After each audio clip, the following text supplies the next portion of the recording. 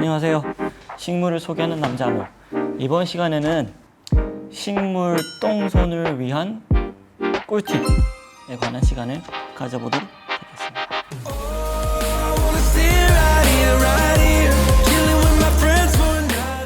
그래서 저부터가 식물 쪽을 업으로 하는 사람이 아니죠.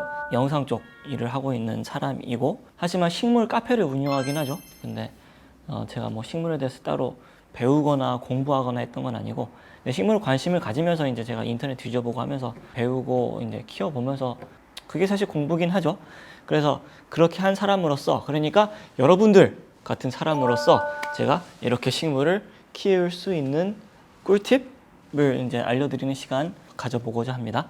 일단 저는 원래는 이제 사무실, 저희 영상 프로덕션 사무실이었는데, 제가 이제 들어오면서 인테리어를 하고 들어왔을 거 아니에요. 좋아하는 인테리어를 찾다 보니 핀터레스트라는 앱에서 이제 막 좋아하는 것들을 다 이렇게 모아놨었어요. 다 모아놓고 보니 플랜테리어 쪽을 좋아한다는 결론이 나왔어요. 다 풀이 많은 이런 인테리어였어요. 약간 자연스러운 그 인테리어 업자 구해서 이렇게 했죠. 사람들이 사무실 이사했다고 화분들 이렇게 보내주고 하고, 저희 어머니도 집에 있던 화분 뭐 대여섯 개 이렇게 보내주시고 해가지고, 이제 사실은 저희 아버지가 이제 그 식물 별로 안 좋아하셔서 이거 다 갖다 버려라 이래서 약간 저한테 좀 다 온 것 같긴 해요. 그렇게 해서 온 식물들로 해가지고 이제 대략 제가 원하는 느낌으로 꾸몄어요. 그래서 그렇게 해서 꾸며서 놓고 이제 있다가 뭐 클라이언트들 오거나 할 때면은 항상 다들 사무실이 너무 아깝다, 내가 여태까지 와봤던 사무실 중에서 제일 이쁘다, 뭐 이런 말들을 이제 해주셨어요. 그래서 4층이거든요, 건물에. 옛날부터 이제 뭐 프로덕션을 하면은 카페를 같이 해보고 싶다 이런 생각을 가지고 있긴 했었어요. 근데 그러다가 제가 이제 뭐 밥 먹으러 돌아다니다가 여기 근처에 되게 그냥 계단 밑에다가 대충 시갈겨 쓴 간판이 하나 있는 거예요. 그래서 이거 뭐지? 되게 궁금함이 생겨가지고 4층 막 걸어 올라갔더니 카페가 있는데 젊은 친구들로 가득 찬 이런 모습을 보고 제가 좀 깜짝 놀라가지고 4층에도 카페가 되는구나. 제가 이제 이 인테리어를 살리고자 그때부터 이제 카페를 이제 하게 된 거예요. 그러면서 사실은 이제 풀을 더 많이 사게 되고, 사실은 어떻게 보면 카페를 하면서 풀을 더 살 수 있는 핑계거리? 뭐 핑계? 아무튼 사업을 위해서 하는 거지만, 그러면서 제가 좋아하는 풀들을 마음껏 살 수 있는 이런 이게 생긴 거죠. 근데 그러다 보니 그 풀들을 죽이면은 플랜테리어가 안 되잖아요. 그래서 제가 어떻게 하면 식물을 죽이지 않고 멋들어지게 잘 키울 수 있을까를 이제 찾아보고 공부를 하게 된 거죠. 이 말을 하려고 제가 길게 앞에 말을 한 거예요. 식물한테 가장 필요한 거는 빛, 바람, 물입니다. 그 중에서 우선순위를 뽑으라 그러면은 일단 물이 없으면은 못 자라겠죠. 하지만 햇빛이 없어도 잘 못 자라요. 그러니까 물과 햇빛이 1, 2등이라고 삐까삐까. 근데 사람들이 대부분 어차피 식물은 물을 줘야 된다는 건 알고 있으니까. 근데 빛에 대한 중요성은 사람들이 잘 몰라요. 식물들이 어쨌든 뿌리에서 물을 흡수하죠. 물을 흡수해서 그 물을 가지고 광합성도 하고 하지만 사실은 그 물 중에서 95%는 그냥 증발시켜버리고 한 5%도 안 쓴다고 해요. 그리고 나머지는 사실은 햇빛입니다. 광합성을 해서 그걸로 사실은 식물이 자기의 먹이를 만들어내고 하는 거예요. 그러면 식물을 건강하게 키우려면 어떻게 해야겠어요? 빛을 많이 보여줘야겠죠. 그러니까 자, 생각해 봅시다. 태초에 하나님이 천지를 창조하시고, 그때는 뭐 에덴이나 이런 거 보면은 어쨌든 다 풀이잖아요. 건물 이런 거 없었잖아요. 식물은 사실은 그냥 밖에서 이렇게 햇빛을 보고 자라게 만들어진 생물이란 말이죠. 근데 사람들은 어쨌든 식물을 좋아하면서 식물을 들여놓게 되는 거죠, 집안에. 근데 집안에 들여놓으면 어떻게 돼요?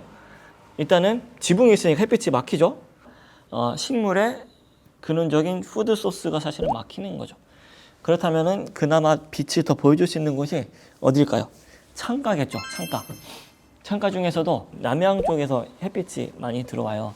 남향 창문이 이제 앞에 딱 놔두면은 그나마 이제 빛을 좀 많이 받겠죠.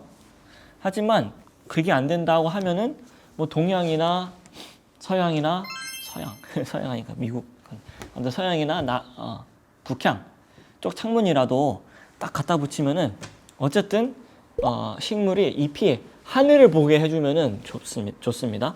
그래서 좀 카메라를 아시는 분들이라면은 이게 좀 더 명확할 텐데, 카메라를 가지고 수동으로 해놓고 카메라를 가지고 안에 가서 이렇게 노출을 맞췄다가 밖에 들고 나가면은 카메라가 하얗게 확 날아가는 걸 느낄 수 있어요. 왜냐하면 그만큼 빛의 차이가 심하다는 거예요.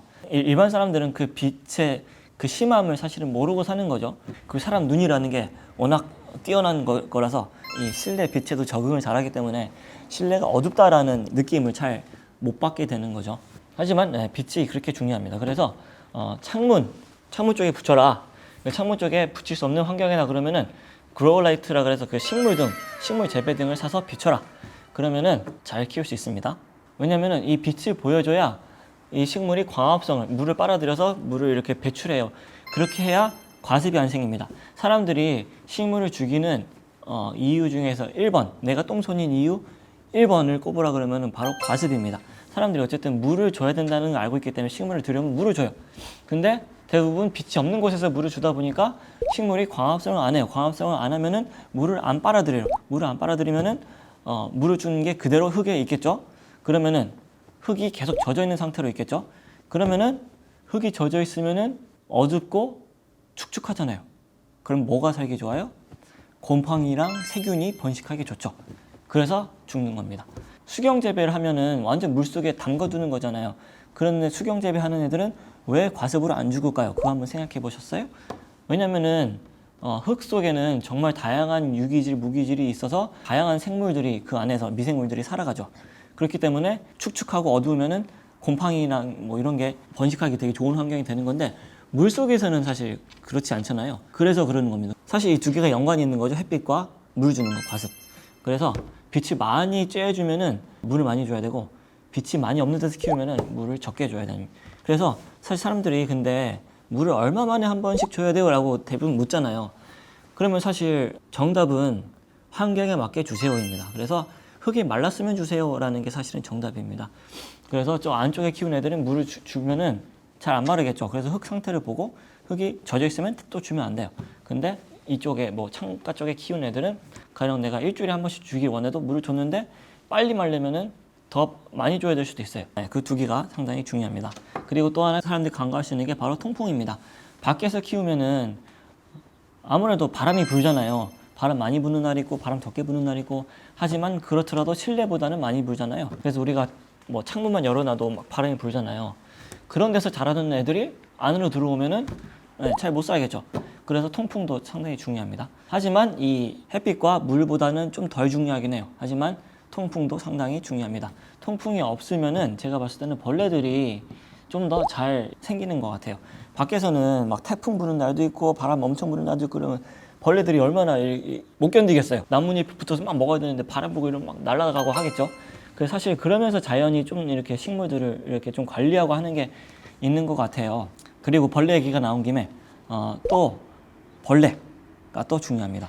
근데 벌레 종류 워낙 다양한 사람들이 이게 벌레인지 모르는 경우가 많고 눈에 안 보여서 벌레가 있는지 모르는 경우가 많아요.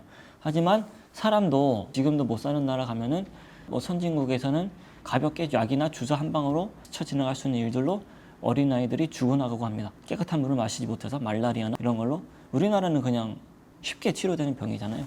근데 그렇지 않은 나라들이 아직까지 있다는 거. 근데 어쨌든 식물도 똑같겠죠. 그래서 건강하게 자라려면은 병에 걸렸으면 병을 치유해 줘야겠죠.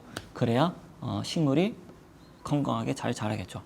그래서 벌레가 생기는 것도 식물이 죽는 이유 중 하나입니다. 벌레가 생기지도 몰랐는데 벌레가 있어서 죽는 케이스가 있을 수 있어요. 그것도 내가 이제 똥손이 이유가 될 수 있는 거죠.